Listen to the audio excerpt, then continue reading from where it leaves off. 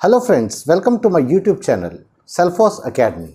जैसा कि पिछले वीडियो में हमने बात की थी, तो आज हम शुरुआत कर रहे हैं इंग्लिश से। तो आइए चलते हैं, सीखते हैं सेंटेंस के बारे में। कोई भी सेंटेंस तीन चीज़ों से मिलकर बनता है: subject plus verb plus object. ये तीन चीज मिलकर एक सेंटेंस को कंप्लीट करती हैं, जिसमें subject doer of the action होता है,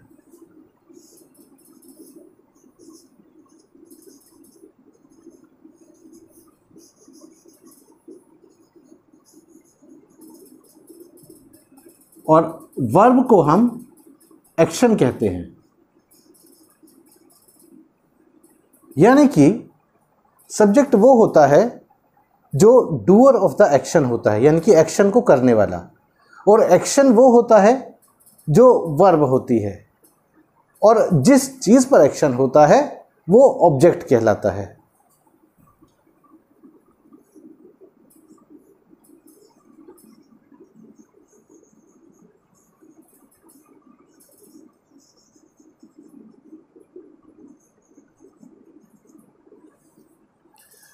तो इस तरह सब्जेक्ट, वर्ब और ऑब्जेक्ट से मिलकर सेंटेंस बनता है।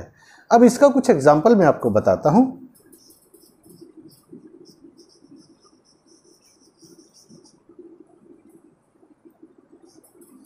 आई ईट मैंगो, यानी कि मैं आम खाता हूं। अब इसमें आई जो है वो सब्जेक्ट का रोल प्ले करता है, क्योंकि ये एक्शन को करने वाला है, और ईट इसमें वर्ब है, क्योंकि ईट यानी कि खाना वो एक्शन हो रहा है, और मैंगो इसमें ऑब्जेक्ट है जिस पर एक्शन हो रहा है। इसी तरह वी प्ले क्रिकेट। इस सेंटेंस में वी सब्जेक्ट का काम करता है, प्ले वर्ब है और क्रिकेट ऑब्जेक्ट है। तो इस तरह इन सेंटेंसेस में आपने देखा कि कौन सा वर्ड सब्जेक्ट है, कौन सा वर्ड वर्ब है और कौन सा वर्ड ऑब्जेक्ट है। इस तरह ये दो एग्जाम्पल्स मैंने आपके सामने दिए। अब आप इसका स्क्रीनशॉट ले सकते हैं और इसको अपनी नोटबुक में नोट कर सकते हैं। इसको नोट करने के बाद आपको इन सेंटेंसेस की प्रैक्टिस भी करनी है। इन सेंटेंसेस को लिखकर आप देखिए, इनको दोबारा से और नए नए सेंटेंस आप बनाने की कोशिश कीजिए, और इस तरीके से आप समझ पाएंगे कि सेंटेंस कैसे बनता है।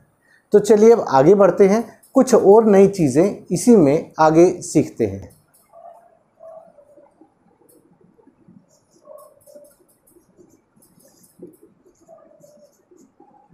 सब्जेक्ट हमने देखे,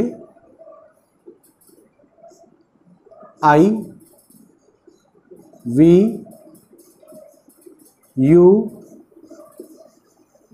दे, ही, शी, इट और नेम। आमतौर से सब्जेक्ट इन्हीं कैटेगरीज में आपको मिलेंगे, जैसे कि आई का मीनिंग होता है मैं,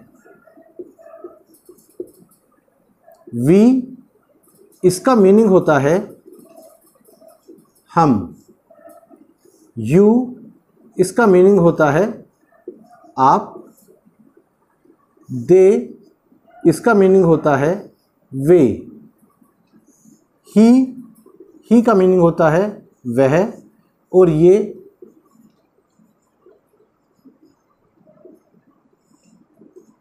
लड़के के लिए इस्तेमाल किया जाता है।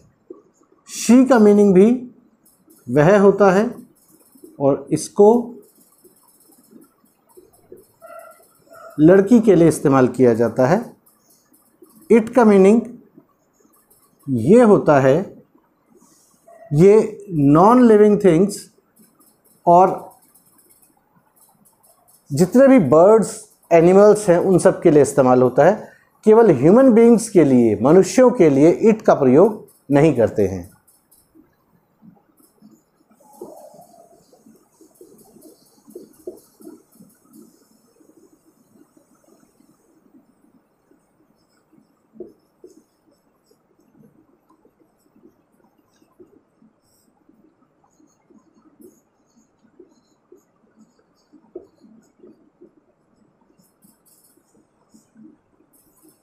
मनुष्यों के अलावा सभी के लिए इट का यूज़ कर सकते हैं और नेम तो नाम के लिए इस्तेमाल किया जाता है।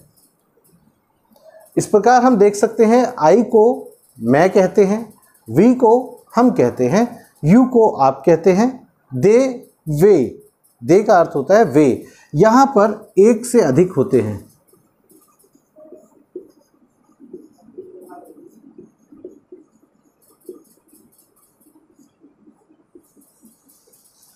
ही का मीनिंग होता है वह, और ये लड़के के लिए इस्तेमाल किया जाता है। शी का मीनिंग होता है वह, ये लड़की के लिए इस्तेमाल किया जाता है। इट का मीनिंग होता है ये मनुष्यों के अलावा सभी के लिए इस्तेमाल कर सकते हैं, चाहे कोई निर्जीव वस्तु हो, चाहे कोई जानवर हो, पक्षी हो, कुछ भी हो, उसके लिए हम इस्तेमाल करते हैं, मनुष्यों को छोड़कर। नेम अर्थात नाम के लिए इसका इस्तेमाल होता है। अब हम आगे देखेंगे कि ये जो आई और वी है, ये यू है और दे ही शी इट है।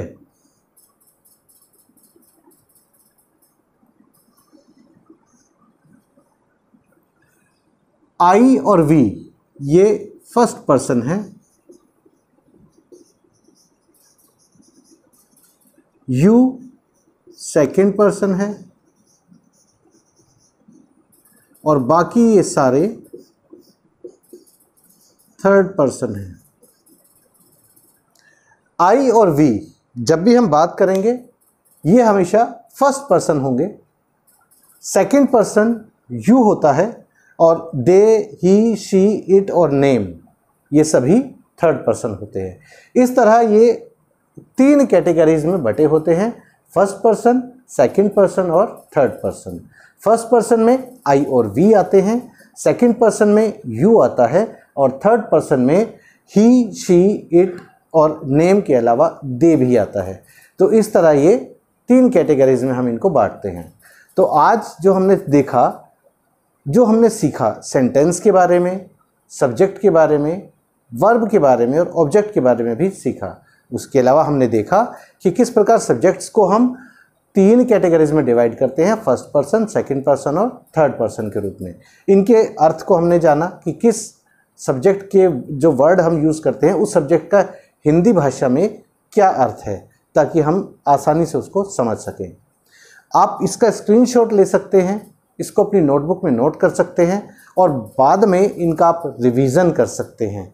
इसको आप लिख कर देखिए, याद कीजिए, समझने की कोशिश कीजिए और इसका ही प्रयोग आने वाले वीडियोस में हम करेंगे। तो चलिए फिर मिलते हैं अपने अगले वीडियो में। तब तक के लिए आप घर पर रहिए और सुरक्षित रहिए। Stay home, stay safe.